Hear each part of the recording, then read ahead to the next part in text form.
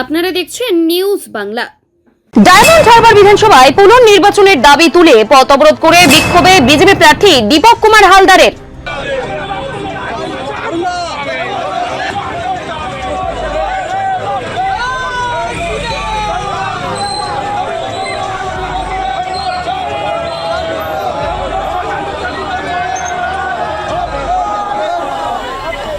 Diamond Harbour বিধানসভায় পথ অবরোধ করে বিক্ষোভ বিজেপি প্রার্থী দীপক কুমার হালদারের।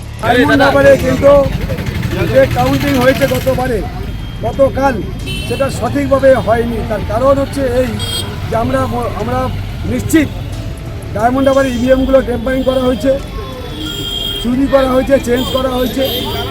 তার কারণ হচ্ছে এই যে মেশিনগুলো গতকাল কাউন্টিং হয়েছে তার বেশিরভাগ মেশিনে 17C ফর্ম ছিল না। এদিন ডায়মন্ড হারবার স্টেশন বাজারে বিজেপির কর্মী সমর্থকরা পথ অবরোধ করে বিক্ষোভ দেখাতে থাকে।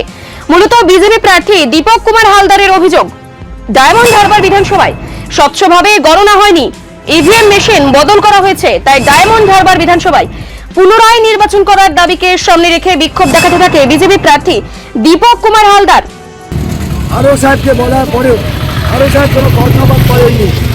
এরপর যখন আমরা দেখি যে বেশিরভাগ বা প্রায় সবটা মেশিনে যখন 17C ফর্ম নেই, তখন আমরা জানতে চাইলাম, যথাযথ উত্তর পেলাম না। এরপর যখন আমরা বললাম যে আজকে ওই যে মেশিনগুলো খোলা হচ্ছিল তার বেশিরভাগ মেশিনে যেমন হচ্ছে 17C ফর্ম নেই, এবং 17C ফর্ম না থাকা মেশিনগুলোতে আমরা যেখানে 2, 3, 4, 5টা করে ভোট পেয়েছি, সেখানে তৃণমূল কংগ্রেস 1000, 1100, 1150, 1200 পর্যন্ত ভোট পেয়েছে। এটা কি করে হতে পারে? আমরা যখন কমপ্লেন করছি, অভিযোগ করছি, কোনো অভিযোগে কর্ণপাত করতে চাননি আরও সাহেব। তাই আমরা যখন দেখলাম যে আমাদের কোনো কর্ণপাত করা হচ্ছে না, আমরা বাধ্য হয়ে অভিযোগপত্র জমা দিয়ে আমরা ওখান থেকে বেরিয়ে আসি। আমরা অভিযোগপত্রে জানিয়েছি যে ডায়মন্ড হারবারে এই কাউন্টিং অবিলম্বে বন্ধ করে নূতনভাবে সারা বিধানসভার উপরে পুনর্নির্বাচন করা হয়, তার পদক্ষেপ গ্রহণ করতে হবে, নিতে হবে। গতকাল একই অভিযোগ তুলে গণনা সম্পূর্ণ হওয়ার আগেই স্ট্রং রুম থেকে বেরিয়ে এসেছিলেন বিজেপি প্রার্থী দীপক কুমার হালদার। এই বিষয়টা নিয়ে গতকাল যখন আমরা চলে এসেছিলাম, এবার ডায়মন্ড হারবারে সারা ডায়মন্ড হারবারের মানুষজন, সাধারণ মানুষ, এখানে কোনো আমাদের দলের পক্ষ থেকে না, সাধারণ মানুষ পথ অবরোধ করেছিলেন। আমাদের দল বা আমরা চাই না কোনো মানুষের সমস্যা হোক, অসুবিধা হোক।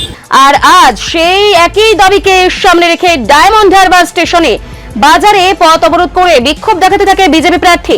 তবে পরবর্তী সময় সাধারণ মানুষের সুবিধার্থে তারা এই বিক্ষোভ ও পথ অবরোধ তুলে নেয়। অভিষেক বন্দ্যোপাধ্যায়ের মতো যেমন ঘন্টার পর ঘন্টা লোক কি করলো না করলো, যেতে পারলো কি আসতে না পারলো, কার কি অসুবিধা হলো, কে হসপিটালে যাবে, কে অফিসে যাবে, তার কোনো সমস্যার কথা চিন্তা ভাবনা না করে ঘন্টার পর ঘন্টা, দিনের পর দিন রাস্তা অবরোধ করে রাখে।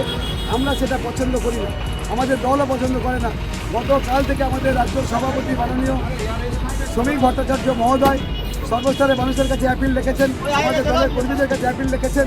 মাননীয় শুভেন্দু অধিকারী বিরোধী দলনেতা বারবার আমাকে বলেছেন যে শান্ত থাকার জন্য সবাইকে অনুরোধ করো, শান্ত থাকার ব্যবস্থা করো।